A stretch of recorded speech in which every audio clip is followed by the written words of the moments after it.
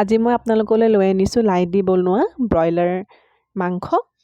তাৰ বাবে মই 800 গ্ৰামমান এনেকৈ মাংস মিডিয়াম চাইজত কাটি লৈছোঁ। তাৰ ওপৰঞ্চি মই লৈছোঁ লাইপাত 4-5 কিলো ডাঙৰ লাইপাত 4-5 কিলো ডাঙৰকৈ কাটি লৈছোঁ। কাটি লোৱা পিঁয়াজ 4টা আৰু আদা নহৰু কমেও 5-6 চামুচ, লগতে কেইটামান সেউজীয়া জলকীয়া গ্ৰীণ চিলি দি দিছোঁ। আৰু এয়া আলু 4টা মিডিয়াম চাইজত কাটি লৈছোঁ আৰু জলকীয়াৰ গুড়ি, ৰঙা জলকীয়াৰ গুড়ি। আপোনালোকে ইচ্ছা কৰিলে ৰঙা জলকীয়াৰ গুড়ি নিদিলেও হ'ব। মোৰ জলকীয়া বেছি নাই, সেইকাৰণে অলপমান এয়া ৰেড চিলি পাউডাৰ ল'ব লগা হৈছে। আজি মই মোৰ ককাৰ কাৰণে বনাইছোঁ মাংসকণ এনাইহঁতৰ ঘৰত। আৰু এয়া কেৰাহীত মই তেল দিলোঁ।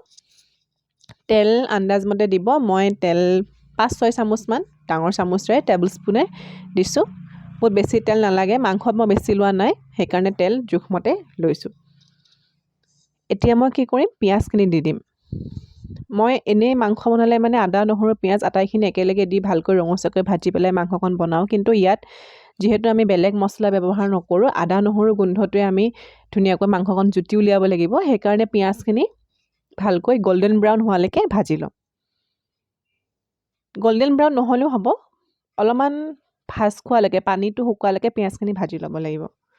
আৰু লাই সৈতে সকলোৱে গাহৰি মাংস খায়, কিন্তু গাহৰি নোখোৱাসকলৰ বাবে এইটো ৰেচিপি বহুত বেছি ভাল লাগে। একদম ফ্ৰেছ লাই যিটো গোন্ধ, সেই গোন্ধটো আহে। আপোনালোকে ইচ্ছা কৰিলে লাই পৰিমাণটো বঢ়াই দিব পাৰে যদি লাই পাতটো খাই বেছি ভাল পায়। মই কিন্তু অলপমান জোখতহে লৈছোঁ লাই পাতটো। ইয়াত দেখিছে পিঁয়াজটো ভাজ খাইছে। আৰু মিঠাতেল ব্যৱহাৰ কৰিব, ইয়াত ৰিফাইন বা বেলেগ তেল ব্যৱহাৰ নকৰিব। পিয়'ৰ মিঠাতেল ব্যৱহাৰ কৰিলে মানে ইয়াৰ সোৱাদটো বেছি ভাল হয়।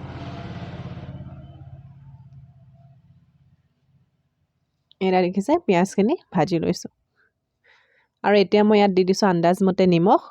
নিমখটো আপোনালোকে পাছত দিলেও হ'ব, কিন্তু মই তেলতে দি দিওঁ, তাৰ মিক্স কৰাত মই সুবিধা পাওঁ। আপোনালোকে যদি ইচ্ছা কৰে নিমখ পিছতো দিব পাৰে। মই নিমখ আন্দাজমতে দিলোঁ। এতিয়া দিছোঁ হালধি মই 3 স্পুন দিছোঁ, টেবুল স্পুন দিয়া নাই। 2 টিস্পুন 2-4 চামুচ হালধি দিলোঁ। আৰু এয়া জলকীয়াৰ গুড়ি আপোনালোকে ইচ্ছা কৰিলে নিদিবও পাৰে, কিন্তু মই কৈছোঁৱে আগত জলকীয়াটো অকণমান কম আছিলে মোৰ, সেইকাৰণে জলকীয়া গুড়ি দিলোঁ। আৰু ইয়াত অকণমান যদি তেলত অকণমান জলকীয়াৰ গুড়ি দিয়া হয় বা তেলত হালধিটো এনেকৈ ভজা হয়, এতিয়া কালাৰটো পিছত বহুত বেছি ধুনীয়া আহে। পিছত দিলে সেইটো ৰং উলিয়াবলৈ অকণ অসুবিধা হয়, কিন্তু প্ৰথমতে তেলত যদি ভাজি লওঁ মাংসৰ ৰংটো ধুনীয়া হয়। এয়া দেখিছে অকণমান ভাজ খালে সাৱধানে কৰিব যাতে জ্বলি নাযায়। মছলাটো জ্বলি গ'লে মানে মাংসটো অকণমান তিতিকি ভাৱ এটা আহে, তিতা ভাৱ এটা আহে। এয়া দেখিছে।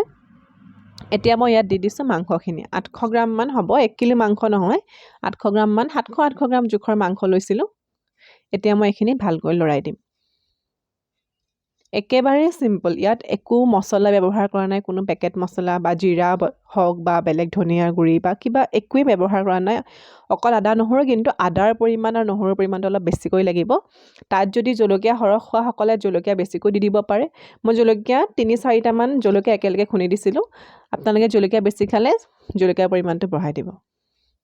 এয়া মিক্স কৰিলোঁ। মিক্স কৰি পেলাই ইয়াত মই ঢাকন লগাম। মই ঢাকনখন মাইণ্ড নকৰিব, মই একেবাৰে যি জুহালত বনাই সেই তেনেকৈ বনাম ভাবিছিলোঁ। জুই ধৰাত দিগদাৰ হ'ল বাহিৰত, সেইটো কাৰণে জুইত বনোৱা বস্তুখিনিয়ে মই ইয়াতে গেছত বনাইছোঁ। আৰু মই 5-6 মিনিট সময়ৰ পিছত আকৌ পুনৰ ঢাকনখন উদঙোৱাৰ পিছত মাংসখিনি এনেকৈ ভাজিম। মই মাংসখিনি তেতিয়ালৈকে ভাজি ল'ম যেতিয়ালৈকে গোটেই বস্তুখিনিৰ পৰা এটা ৰঙচুৱা ৰং নাহে আৰু পূৰা আদা নহৰুৰ গোন্ধ নাহে। আদা নহৰু মই এতিয়া নিদিওঁ, পিছত দিম।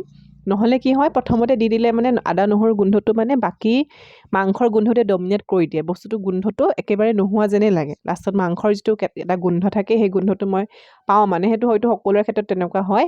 সেইবাবে মই আদা নহৰুটো পিছতে সদায় দিওঁ।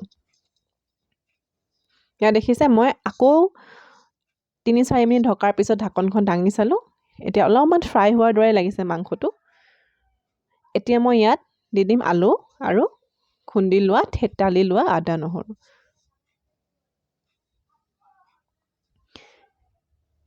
এয়া দেখিছে, ইয়াত স্পেচিয়েল বুলি একো নাই যে এনেকৈ বিশেষ মছলা ব্যৱহাৰ কৰা হয় বা কিবা, কাৰণ যিটো লাই পাত দি বনোৱা হয় সেয়া আমি একেবাৰে ট্ৰেডিশ্যনেল ৱেতে বনালে খাই ভাল লাগে এইবিলাক বস্তু। এতিয়া আদা নহৰুখিনি দি পেলাই মই ধুনীয়াকৈ মাংসখিনি পূৰা ভাজি ল'ম। নহৰু আৰু আদাৰ যিটো কেঁচা গোন্ধ থাকে সেইখিনি যাব লাগিব আৰু তাৰ পৰা যিটো এটা ধুনীয়া গোন্ধ আহে সেইটো ওলাব লাগিব। তেতিয়ালৈকে ভাজিম। মাংস অলম'ষ্ট সিজি যায়। আপুনি যেতিয়া 10 মিনিট বা 5 মিনিট ঢাকন দি মাজে মাজে লৰাই মাংসটো বনাই থাকিব আদা নহৰু দিয়াৰ আগলৈকে, যেতিয়ালৈকে ফ্ৰাই টাইপৰ হৈ নাযায় তেতিয়ালৈকে মাংসটো অলম'ষ্ট সিজি যায়। এতিয়া মই মাত্ৰ বাট চাম আদা নহৰুখিনি ভালকৈ ভাজ খাবলৈ আৰু আলুখিনি সিজিবলৈ। পুনৰ মই ইয়াত ঢাকন দি দিম। আপোনালোকে যদি মোৰ চেনেলটোত ছাবস্ক্ৰাইব কৰা নাই প্লিজ কৰি দিব। মই এনেকৈ সহজতে আপোনালোকে ঘৰতে উপলব্ধ বস্তুৰে বনাব পৰা সামগ্ৰী বা ৰেচিপিজবিলাক মই আপোনালোকলৈ লৈ আহিব চেষ্টা কৰিম। এয়া দেখিছে কিমান ধুনীয়া এটা কালাৰ আহিলে, চব ভাজ খাই গ'ল, আলুও সিজিলে। আৰু এতিয়া মই ওপৰত লাহেকৈ লাই পাতখিনি দি দিম। লাইখিনি বহুত বেছি সিজাই দিব নালাগে, জাষ্ট ওপৰত দি পেলাই ঢাকন মাৰি দিলে হৈ যাব। মই লাই পৰিমাণটো অকণমান কমকৈ দিছোঁ। আপোনালোকে যদি বেছিকৈ লাই খাই ভাল পায় অলপ বেছিকৈ দি দিব, দি পেলাই ঢাকন লগাই দিব। পুনৰ মই ঢাকন দিলে মিক্স কৰিব নালাগে, ঢাকন দিলে ভাপতে লাইটো সিজি ধুনীয়াকৈ পমি যাব। দেখিছে?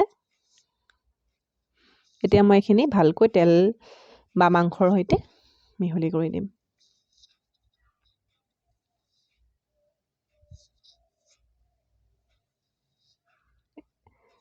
এয়া চাওক কালাৰ বহুত বেছি ধুনীয়া হৈছে।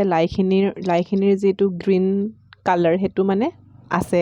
কি হয় বেছিকৈ যদি লাইখিনি ভাজি থকা হয় বা বেছিকৈ লৰাই থকা হয় তেতিয়া কি হয় লাইৰ যিটো গ্ৰীণ কালাৰ সেইটো নোহোৱা হৈ যায়। কিন্তু আমি পৰাপক্ষত লাইৰ সৈতে যিকোনো মাংস এনেকৈ খালে লাইটো গ্ৰীণ হৈ থাকিলে বা অকণমান তাৰ যিটো ফ্ৰেছ ভাৱ বা কেঁচা ভাৱ থাকিলে মানে খাই ভাল লাগে ভাতৰ লগত। এয়া আমাৰ মাংস, ব্ৰইলাৰ মাংস লাইৰ লগত ধুনীয়াকৈ ৰেডি হৈ গৈছে। বহুত বেছি ধুনীয়া গোন্ধ আহিছে আৰু মই যাৰ বাবে বনাইছিলোঁ মোৰ ঘৰত থকা ককা আৰু মোৰ মাহী আৰু মাহীৰ ছোৱালীৰ বাবে, তেওঁলোকে খাই বিৰাট বেছি ভাল পালে। এয়া চাওক